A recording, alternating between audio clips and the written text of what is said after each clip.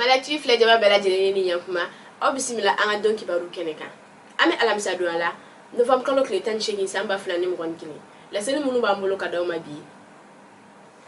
Masina mara la Masina duguden dɔ bɛ yen n'o tɔgɔ ko Kolongo kɔni kɔnɔna la u ka office d'hygiène fanfɛla fɛ maloforoba dɔ kɔni bɛ yen a yɛrɛ ka fɔ jatigɛwale tabaw ni banbanciw kɔni taara ye maloforo kɔni jeni a maaw kɔni suguya ma se ka dɔn ni wagati ni na nka recherche kɔni bolodalen don a ko kama u bɛ se k'a dɔn maa min kɔni nana tiɲɛni don ɲarokɔ kɔni ka foro kɔnɔna la kibara wɛrɛ b'an bolo ka dɔ kulo kɔ de ka fɔ an songo cercle kɔni kɔnɔna la o commune dɔ bɛ yen n'a tɔgɔ ko Bara jatigɛwale tabaw ni marifatigiw taara yen nɔ fana taara bi ye dugulamɔgɔw kɔni kan bingani kɔni kɔnɔna la village dɔ bɛ yen n'o tɔgɔ ko Farasɔnji kaw kɔni u taara olu kɔni ka misiw kɔni bɛɛ lajɛlen cɛ ka taga n'a ye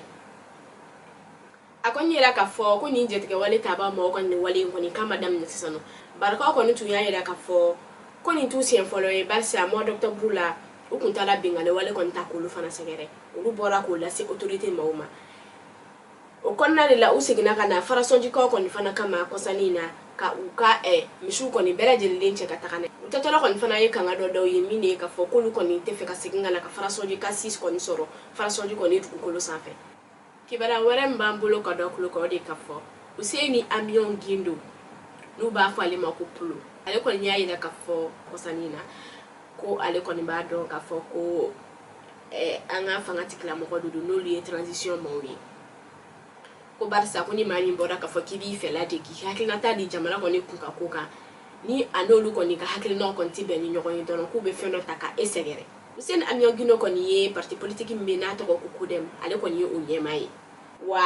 transition kɔni prolongée kɔni fana tɛ ale fɛla ye cogo si la kibaruya laban b'an bolo ka d'aw ma hakilina jiginna i n'a fɔ a b'a kalama cogo min na CEDEAO maaw kɔni tun ka jamalajɛ min kɛra